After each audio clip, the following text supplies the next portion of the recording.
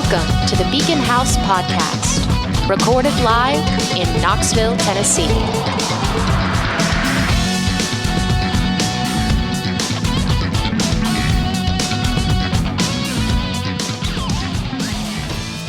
Ho, ho, ho. Here's Beacon House coming back at you. It's been a little while, but we're here, and we're ready to help you kick off your March Madness, St. Patty's Day, whatever else happens in this month, the whole thing.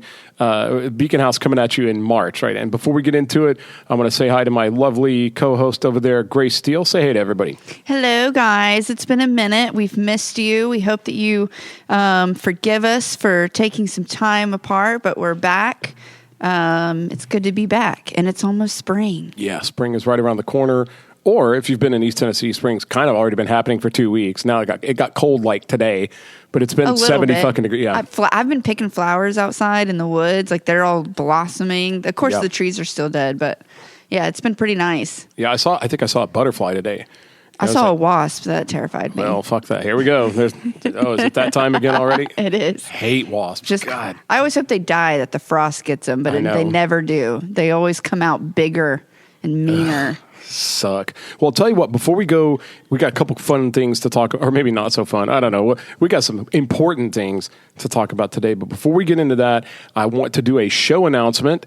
Our friends in Burn the City, one of which I am. Spoiler, I'm in Burn the City. We've got two opportunities to see Burn the City coming up. One is this week, March 11th, 3/11. For those of you that 3/11 fans, one of our favorite. That used to be a huge day. We used to treat 3/11 like it was a fucking holiday. I remember it back in the day. So into 3/11. But on 3/11 at Barley's in the Old City, that's a Saturday night. Hopefully this podcast is airing before that, so you can check it out. But we're going to be playing at Barley's in the Old City right around 9 or 10 o'clock. There's going to be three bands. It's a local showcase. And the first band is going to be, it's White Knight. And that's a couple of super incredibly talented guys, Knoxville music veterans, Seth from Ono Fiasco, Will, who's been in a ton of bands, currently who's playing with Omega Rage. I mean, they're phenomenal. And then after them, a really cool band out of Nashville called The Far Between. They're fantastic, and they've got a bunch of stuff coming out. They're getting ready to drop some material. I think they've got a video coming out, just super professional, and I believe they have some local, at least regional music ties. There's some veterans in that band, too. So, and then your boys in Burn the City will come on last. I think we're going on around 11:30 or maybe even 12. Who knows? You're playing your new album. We're going to play the new album. We're going to play a bunch of stuff off the new album. And more excitingly than that, we're going to have the album, physical copies of the album for sale with the new artwork. And I can't say enough about the artwork. I go on and on and on. I don't feel bad about gushing about it because I didn't do any of it.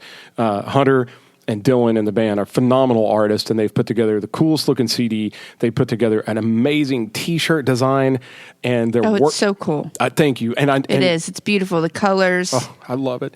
And I don't know if it's going to be ready yet, but there's going to be a graphic novel that goes along with the new album. And I've seen frames of it, and it's just insane. I'm learning things about our album that I didn't know from the graphic novel. But all that stuff's coming out. And 3/11 playing at Barley's, and our friend Brandon Hudson, otherwise known as the Beer Master, otherwise known as the frontman for Stacked Actors, otherwise just known as everybody's favorite fucking guy ever. He's going to come up and do a few songs with us because he actually sang on the record. Yeah. Brandon Hudson sang on a few tracks on the record, so he's going to come up live and do those with us. And then a week later on St. Patrick's Day, he has been gracious enough to let us open for his band, Stacked Actors, at Pres Pub. And right next door will be Cutthroat Shamrock, and it's just going to be a big Irish romp. So I think that romping around with some green beer. Make sure you wear green so you don't get pinched. Yeah, well, that South Park episode taught us about that. But yeah, dude, that's St. Patty's Day around 9 p.m. Is that a Friday or Saturday? That's a Friday. The first show, 3/11, Barley's, that's a Saturday. That's this Saturday. And then the following Friday at Pres Pub, Burn the City, opening for Stacked Actors. There's going to be a lot of talent on hand. We're obviously, Brandon will probably come up and do some songs with us there. We might do some songs with them. Who knows? It's going to be a blast. It's just a rockin' good time. And y'all gifted me, I have a hard copy of your album CD. That's right. And I have to say the artwork that's in it, everything, it's absolutely amazing. It's beautiful. The design is great. The whole concept of it. I think Hunter and Dylan, they did They're absolutely brilliant. amazing. It's just like a story, and it goes along with the songs, like everything in it. It's great. I like having a physical copy of it, seeing it's in my car now. I listen to it in my CD player. Can you imagine my car has a CD player? So, dude, so does mine. And you know what? A lot of people, it's weird the reaction we get. And somebody kind of like on the inside, an industry expert told us, get CDs made. People are still going to want them. Yeah, get CDs. We were thinking, no way. But we realized that regardless of whether you actually use CDs or not, obviously everything's streaming. You can stream Burn the City for free. Spoiler, you don't have to pay for anything if you just want to listen to Burn the City.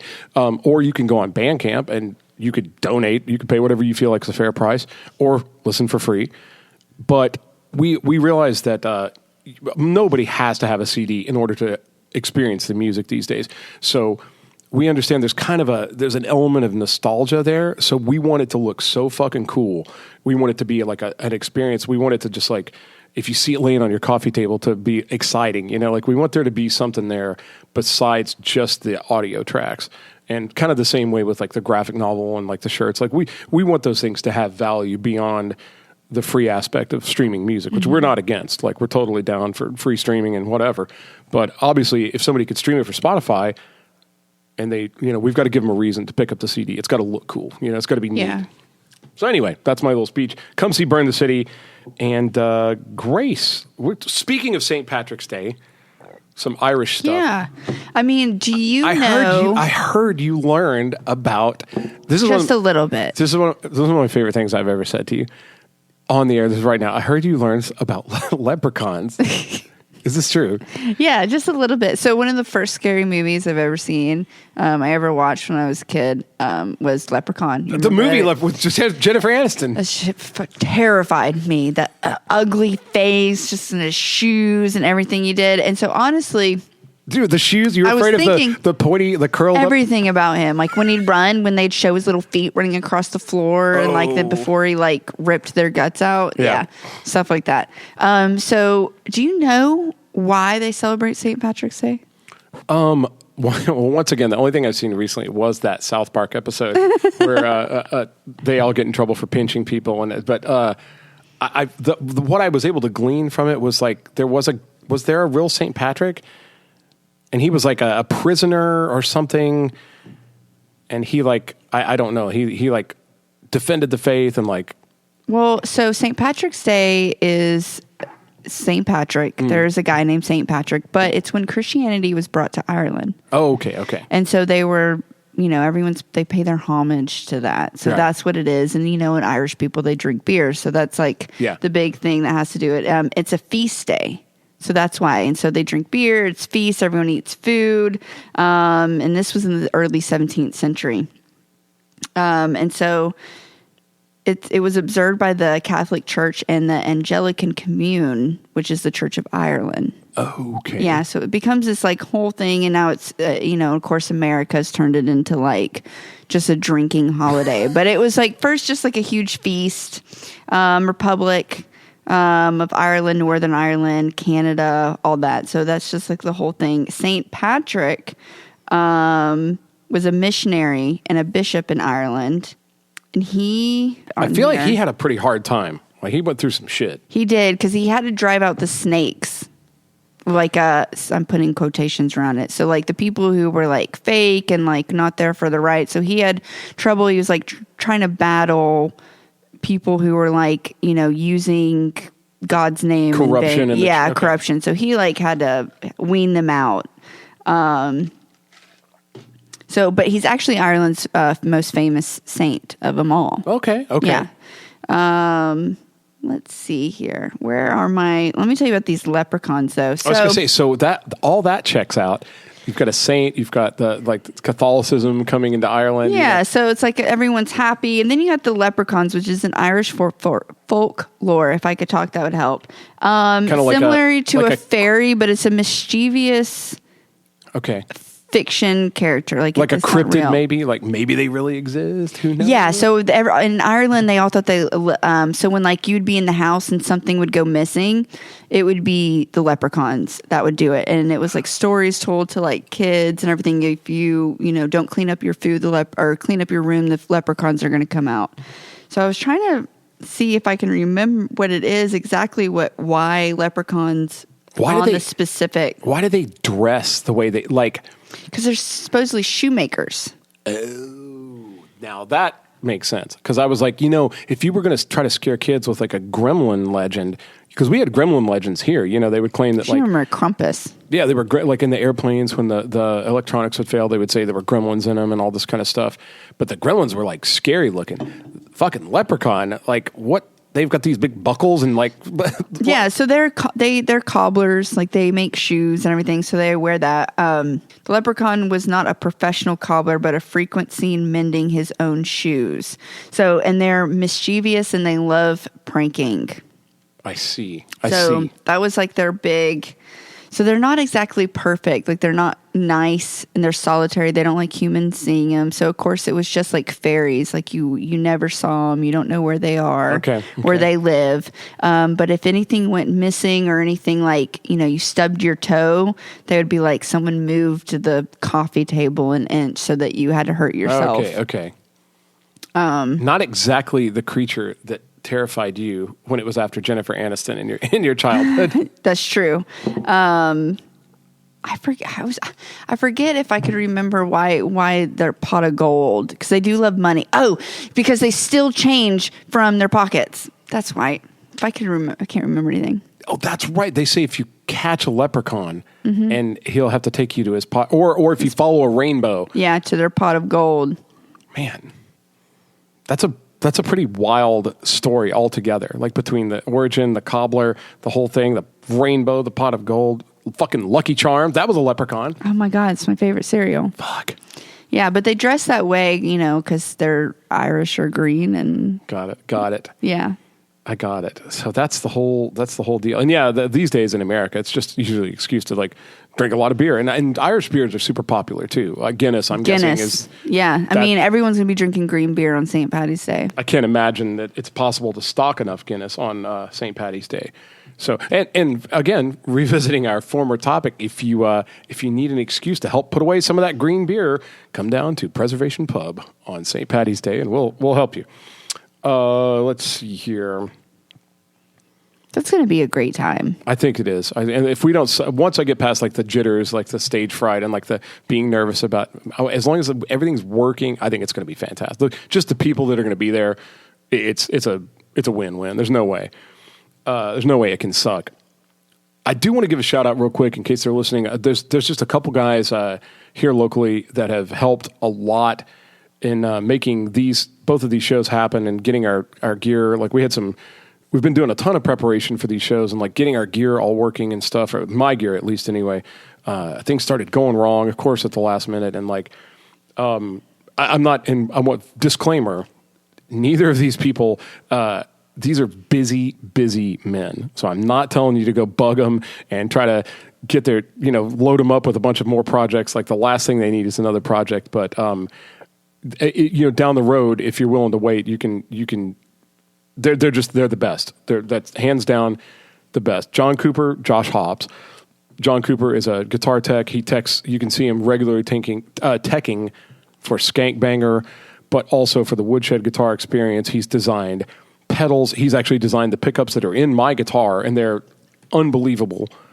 He had a hand in designing part of the Andy Wood signature pedal, the gearbox. I mean, you just can't say enough good things about John. And more importantly than that, he's a solid hang, a great guy, in love with music, lighthearted.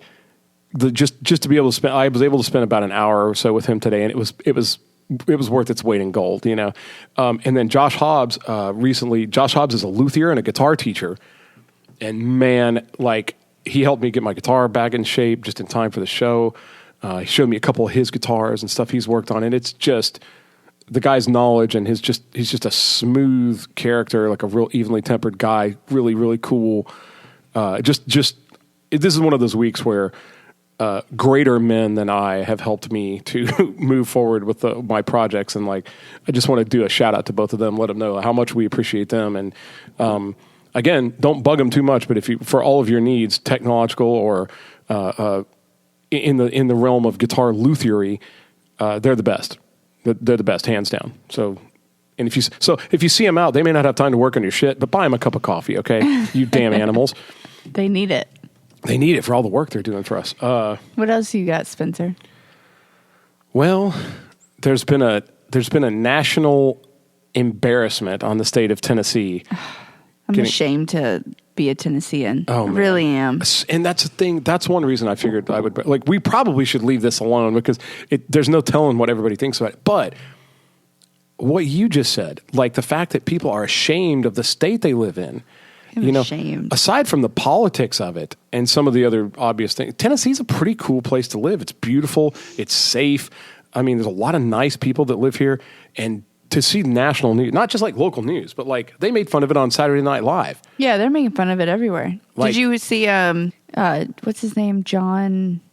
Not Jon Stewart, not Jon Hamm. Yes, Jon Stewart. I saw a clip of Jon Stewart talking to some senator. It wasn't, but I don't think it was a Tennessee guy. I think it was some guy from Oklahoma or something.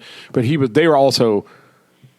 Yeah, I saw that clip, but I've been seeing multiple. I think he is from Tennessee.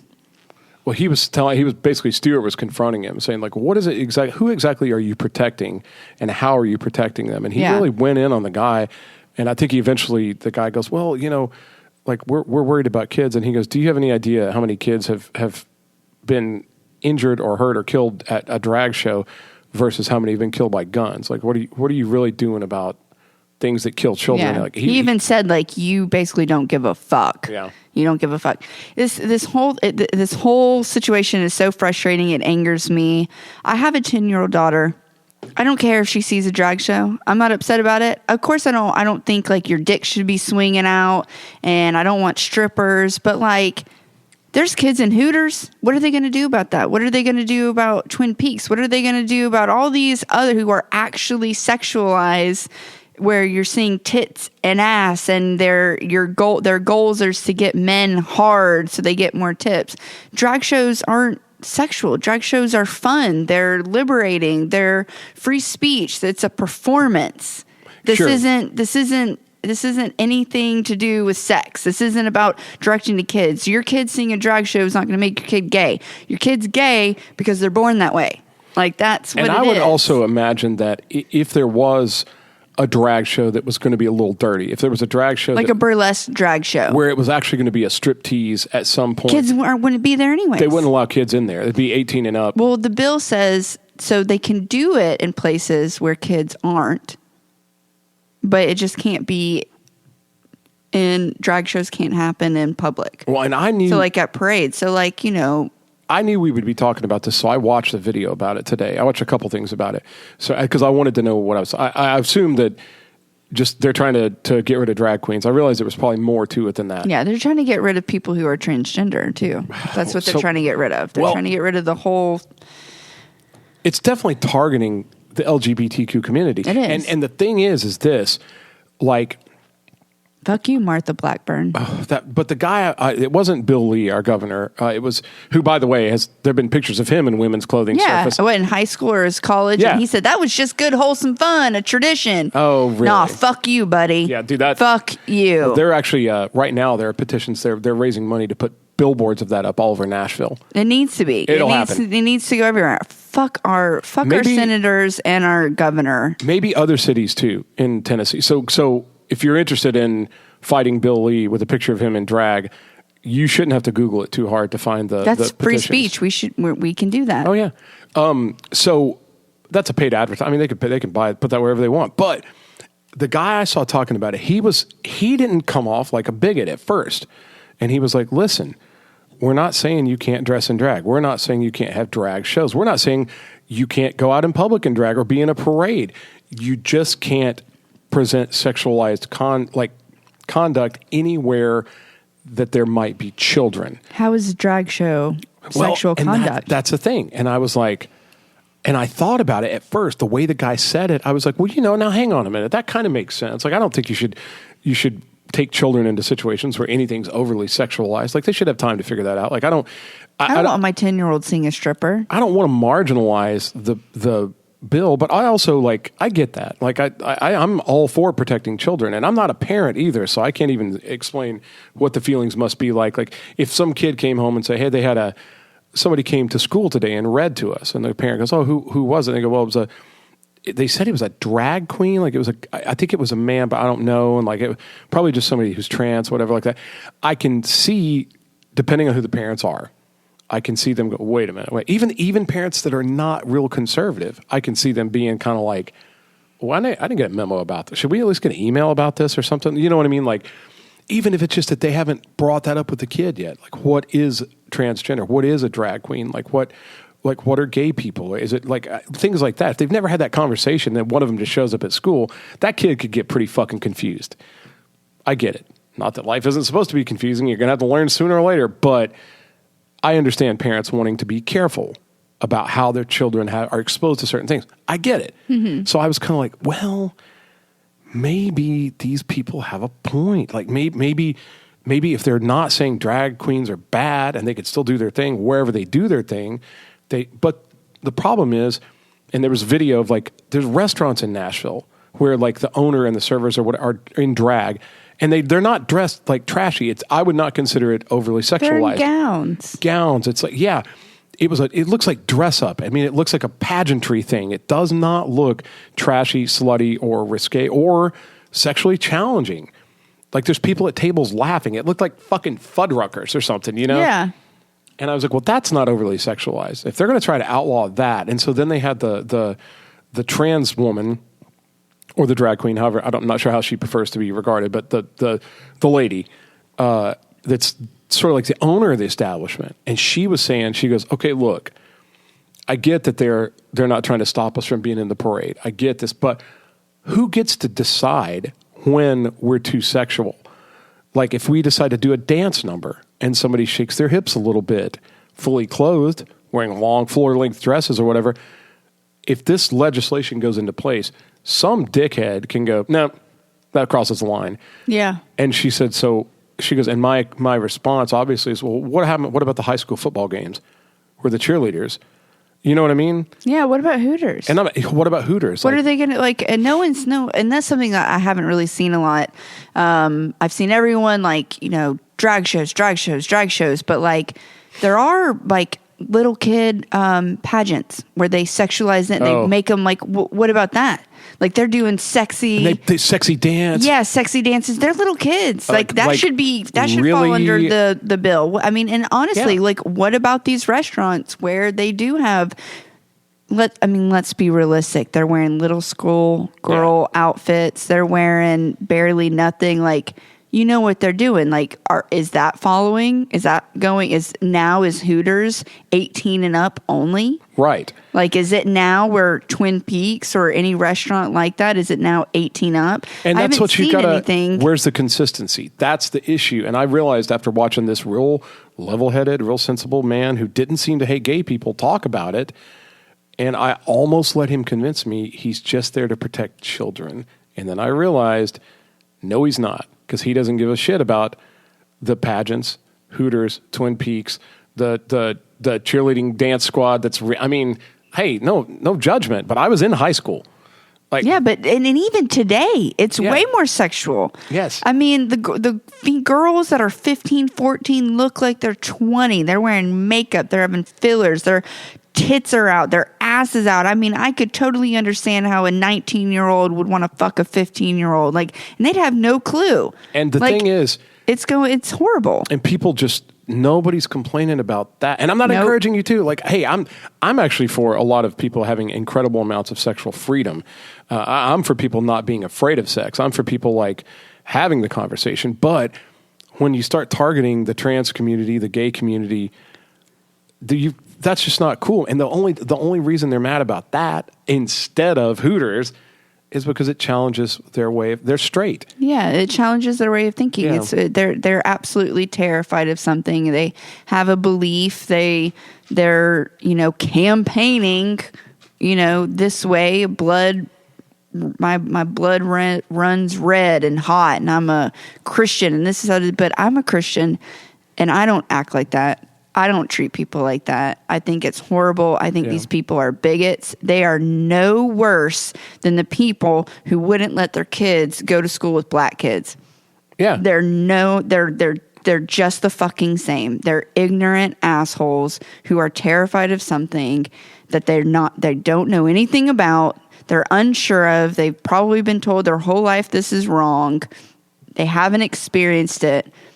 And to me, you're no better than those fucking white assholes. And dude, I'll tell you this too. Like I consider myself a Christian. I don't consider myself a role model. Like I cuss and I drink and I'm not a role model, but I do love Jesus. But I believe in God. And we've on this podcast before with our two previous hosts, one of which is my singer, who and like I don't think you've met our other guy, but you will soon.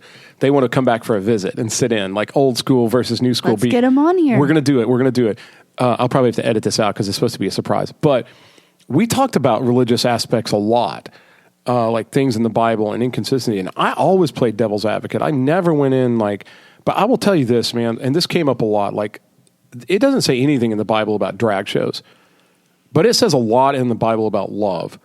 A lot. And the golden rule and like doing love to others. Thy neighbor. Yeah, that's in the Bible a lot. And you can go back and forth again, and I'm not going to take up an argument with a religious scholar over this, but I've known very, very educated religious people that went to Christian colleges that wrote their thesis on how if you study the language, that the Bible doesn't actually denounce homosexuality. Maybe it does, maybe it doesn't. I know there's the Leviticus thing. I'm not going to get into it, but it's at least up for debate if that was really real or not. But it's not up for debate about how the Bible recommends love and unconditional love. Even if you don't agree with something, it doesn't mean for you to want to cause harm or pain onto that person. You are to love. Yes. It's one of the 10 commandments. Love thy neighbor. And treat the other person as the way you would want to be treated. And that's just and that's how I was taught ever since I was little. I'm going to treat the person next to me no matter what they believe. They could be Hindu, Buddhist, Jewish, any of it. They could be atheists, any of it. And I'm going to treat them the exact same as I would a fellow Christian brother or sister. Right. And that's just how it is. And I'm bisexual. So. And you're a parent. And I'm a parent. Yeah. I don't expose my child to porn and all these sexualized things, but I do. I want her to know, and I want her to be educated and aware that, hey, that there are boys that like boys and there's girls that like girls. And sometimes boys like to dress up like girls and sometimes girls like to dress up like men. And that's just kind of just how it is in life. And that's what's going to happen. I mean, you're going to get there. I saw a post today where it said, we are 300 years away from gender equality. Damn. And that broke my heart. Ugh. Because I know a father right now that I'm friends with. He has I think she's 11, maybe 12. Right. Boy and a boy. Yeah. And at first, she went through a phase where she thought she, was a they. There. Wasn't a he or a she. Now decided she. Right. Okay. And she wanted to do hormone treatment, and she's been wanting to do changes. This bill actually stops children from under the age of 18 can't get any medical procedures or anything done to change their gender. I see. Did you? I don't know if you saw that in there. So that's another big one. Is like anyone under 18, they can't do anything medically for gender transformation. They won't allow it. So I don't think she's going to be able to get the hormones she wanted or any procedures that she was wanted. Right.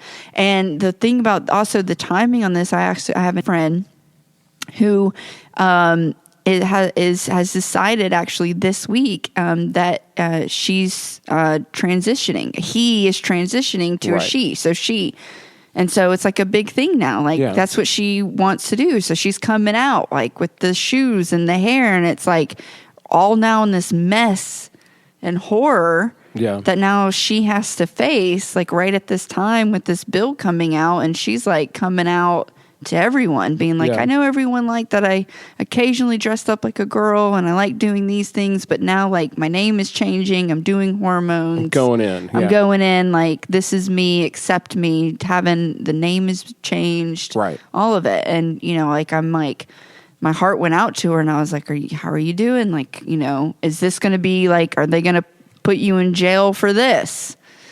You know, like this is how she identifies herself. What if she wanted to wear a bikini and someone said that was sexual? Is that a felon? Exactly, because she's transitioned. See, she's this isn't drag. This is how this person identifies. But and there's the whole thing still feels very new, at least in the terms. Now, my mom was a hairdresser for a long time, so I grew up around a lot of gay men, a lot of at the time. Well, I don't know, what would you want? We drag queen or cross dresser or what we today would refer to as like transgender. Mm-hmm. But there have been various terms down through the years for, you know, when I was a kid, nobody said trans anything. But my mom had a friend who I knew all my life growing up, and I didn't know until literally I was like 14 that she used to be a man. I had no idea at all. And because it doesn't fucking matter. She was really nice and she was great and she was a great friend to the family. It doesn't really matter. But at the time, and I knew I knew drag queens. In fact, I went out to dinner several times with my mom, and a lot of people from the hairdressers and the local, some of the theatrical companies would come. And I would even like see these knockout women, you know, and my mom got a kick out of it because she knew they were men. And I would go, man, look at her over there. And she would go, that's a dude. And I was like, you know, but I didn't have like a situation where like, it was never an option to be shitty to people. Like my mom knew enough to just take me right to where it was and let me confront me with it. And then show me like tolerance and love and like acceptance and how you don't have to be afraid of things that are different from you. You know, at the very, very least, you can be accepting. You can get a kick out of it. And that's the whole thing. That's why ultimately I'm against this where you just outlaw everything you don't like. I think the idea behind like having drag shows, drag restaurants where like the staff is drag, transition, like any of that kind of stuff. I think what it's supposed to do is give people the opportunity to have conversations. Yeah, I don't understand to you. Involve in it. This seems odd to me, but you seem really nice. And I would be willing to listen. Or you know what? You don't even have to fucking explain it to me. I'll have 3 eggs over easy and like a root beer float, you know, have a nice day. Like we're all fine. Mm-hmm. But if you just keep pushing the stuff that you consider wrong or weird, if you just keep pushing it off the plate, there's no acceptance. There's no levity. You know, nobody has that chance to like come together and learn. And so it just puts us back in the fucking dark ages. I mean, if this is like, and this might sound, you know, horrible of me, like some people might perceive this in some way. I could see that. But honestly, if you're going to push everything that you don't like away and you want to stuff it down based on your religion or your beliefs or whatever you're scared of, you can go to Iraq. Because that's what they do. You can go to Iraq where the women are covered head to toe. They can't go to college. They don't get educated. They don't drive a car. They don't do anything. You can go over there and live in the Middle East where you are dictated and you get to, you know, live in a small bubble where you don't get to be, you don't have gay, you don't have freedom of speech, you don't have your guns, you don't have all these things that you love and you want to possess. You can go over there because America is a melting pot. And one of the things that upsets me so much is bring like, me your poor, bring me your tired. All these people who have voted for fucking Senator, what is it? Blackburn, right? Marsha Blackburn and Bill Lee was the senator, right. Yeah, the governor, Bill Lee. I forget the other senator that's on board with them. Isn't it a young dude? I don't know. I don't really trust any of them, so I don't pay like big attention. So you know? I just want to say I can't vote. Like I don't have voting rights, right? So I can't vote, but I'm very strong, like in my beliefs and telling people like go vote. Like I wish if I could vote, I would. Don't be like I'm too busy. Go vote. But all these people who voted for the senator and voted for Trump and voted for this governor and voted for this bill, all you're doing is you have allowed government to have more control over our lives because you're afraid of something. Republicans, the one thing that they want is less government. They don't want government. They want to be able to do what they want, govern how they see fit, so forth. I mean, that's what I grew up in. But the thing is, and that, I love the sound of that. I am too, but they voted for something where our rights are like the we abortion become less law. free. Women, we have less rights than I did a year ago. Yeah. So I mean, it's insane. It's like you literally have allowed the government to be more involved in our lives and to govern us than they should be allowed. You're giving them more power. Why the fuck are you doing that? And then all this stuff is happening also under Biden's administration. So, like, where the fuck is he to defend all that? Again, he's dropping the ball all around. Well, because he plays to the same exact people they do, the distribution of power. Like, 2024 is going to be a real fucking... I'm here to tell you... My daughter is going to meet racism and know it and a hate crime before she will ever be able to choose to do what she wants with her own body. Think about it. And this might be hard for some of our letters. My daughter is biracial. She could, from a hate crime back in the 50s, they would rape black women. Right. My daughter wouldn't have an option now in this state to have an abortion from someone that raped her. Hatred. What you just said had so much. It has so much. Like that made a chill go down my spine. Might be hard for some people to hear, but it's true. They'd rather save children and from this drag show and have this bill than fight racism and hate crimes and stop guns and actually protect our children. My child, I fear for her. Well, and I feel again like it's just the manipulation of power. Like, and again, not trying to offend anybody here, but on the Beacon House podcast, we try to speak truth to power or to whatever. Like, we try to be as honest as possible. Also, we're learning while we talk too. So don't get your panties in a wad if this doesn't line up with your worldview. We still love you and we still want you to come to the shows.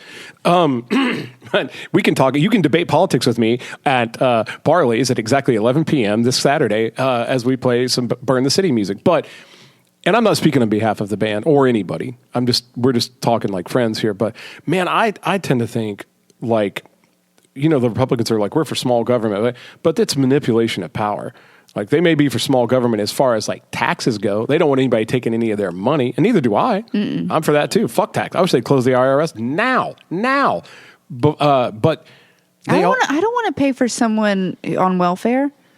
I don't want to do that anymore. I don't mind it if they really need it, or if most of them don't. Well, the money doesn't go to them. Have you ever seen anybody? Have you seen the VA? Have you ever seen anybody try to get work done at a VA hospital? Yeah, my grandfather. It's horrible. The fucking money's not going where they tell us it's going. That's the problem. I don't have a problem with the welfare system. No, it's going towards their $366,000 salary. Yeah, that's where it's fucking going. And pointless wars overseas that are. I mean, just like we've been through this, but. They're all crooked. They're all crooked and they're shitty. But even the ones that are telling you we're for small government, they're trying to take a lot of that power and put it elsewhere. Mm-hmm. Maybe they're putting it in the church.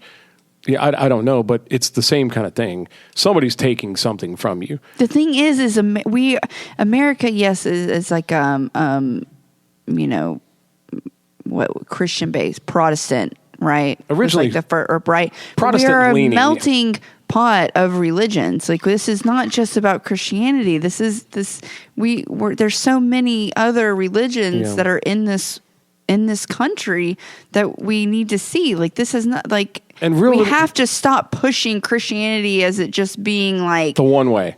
Not just the one way, but like being like, we're doing it because of Christianity. But everything that they're doing in the name of their beliefs in God, or it's coming from the South, they're pushing it as Christianity, which is making people hate Christianity. Exactly. And it's becoming shit on. Like, you know, sometimes, like, and I hate to say this, like, telling someone like, I believe in Jesus as a Christian, like saying it, I get so many looks. Like, they must think that I'm just like some bigot too. Well, because, you know, now since 2016, if you go, yeah, I'm a Christian, they immediately go, oh, you like Trump? You're a Trumper? You support Trump? You're a racist? No, dude, I just said I'm a Christian. I didn't tell you my political affiliation. I didn't tell you shit. They just assume Christians are dumb, arrogant, evil, homophobic, like racist Trump supporters now. And again... And it's sad. We all followed each other down the social media fucking rabbit hole. So we did this to ourselves, you know, but if you can get away from all the noise, real religions should be able to sit at the table with other religions. Yeah. Just fine. And most religions, somewhere at their core, are the same. they support that. Love is always at the core of Do not things. judge that kind of stuff. Like you don't have to agree to break bread together, so to speak. You could just be different and still be peaceful. Like, that's the point nobody's talking about. They're like, if something doesn't line up with your view, fucking kill it, fucking outlaw it. But they're using it. But they're using it for the wrong, and it's horrible, and it breaks my heart. So it's just this whole thing it's a fucking shit show. That's right. And I will totally go on the record as saying, like, as a Christian, I fully support all of my friends in the queer community, regardless of your affiliation, regardless of whatever, like, and for that matter, regardless of sexual orientation, anybody who's just doing their thing. I know everybody listening to this, everybody's going through it. Somewhere everybody's going through it, and I support every single one of you, regardless of whether you're like me or not. I want to definitely get that out there, and I'm not judging anybody unless you're a politician. You better watch your ass. But can we just hate politicians? Man, until a good one comes along, and I don't know who's a good one. I really like to Tulsi. They're all like, I just saw there was a mayor up in Jersey, somewhere up north, fucking 250 pounds of child pornography. Fucking, these guys are horrible. Well, and here's the thing too, speaking of child pornography and that sort of thing, when they went in on the gay community about drag shows, that kind of thing, a lot of interesting statistics started to bubble to the surface. Like, how many children have been injured or compromised drag shows or book readings by drag people versus how many have been molested by priests in the fucking church. Yep. Which, again, as a Christian, that's hard. Like, I hate that. I don't know anybody in the church. Like, the church the church we went to, like, there's not people like that there. I hope. I hope not. But like, there, if you go. But I know churches here in Knoxville where the preacher or elder has been arrested for child pornography or soliciting prostitutes. Like, it's just. So who's casting the first stone, motherfuckers? You know what I mean? Like fuck. I don't know. But I'm 100%. My heart goes out to anybody that's affected by this or anybody who feels marginalized by this and who thinks that they're going to become less free. I think we're all fighting the good fight. And I don't agree with this. I think this is totally wrong. Yeah. They better be coming after cheerleaders, Hooters, Twin Peaks, kid pageant shows, all of it. If they're not coming after them, but they're just coming after the transgender that's community discrimination. And drag, then plain and simple. Fucking burn that Capitol down. Burn, you know what? Burn the city. Burn the fucking city. I like how you burn the city. That's fucking perfect, Spencer. It was kind of on the nose. It was pretty easy. It was. That was perfect. That was low-hanging fruit, you know. But I'm glad you liked it. So that's about. I'm worn out now. That's about all I got. Anyway, don't judge your neighbor. Try to get along.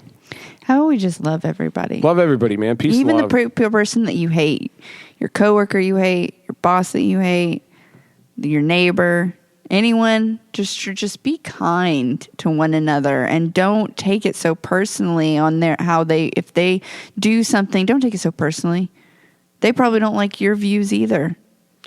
And man, at the very least, I think that's great advice, Grace. And at the very least, I would say love yourself enough to not act like that to people. Love yourself enough not to be threatened by the neighbor, no matter what he looks like. Unless you have to, there's a line for everybody. If somebody, if he starts crossing the line, everybody has to set boundaries. You have to defend yourself, obviously. But if nobody's hurting nobody, like, you're maybe just carrying around a lot of unhealthy opinions, causing yourself undue stress. You're probably ugly and fat and have diabetes. Oh my.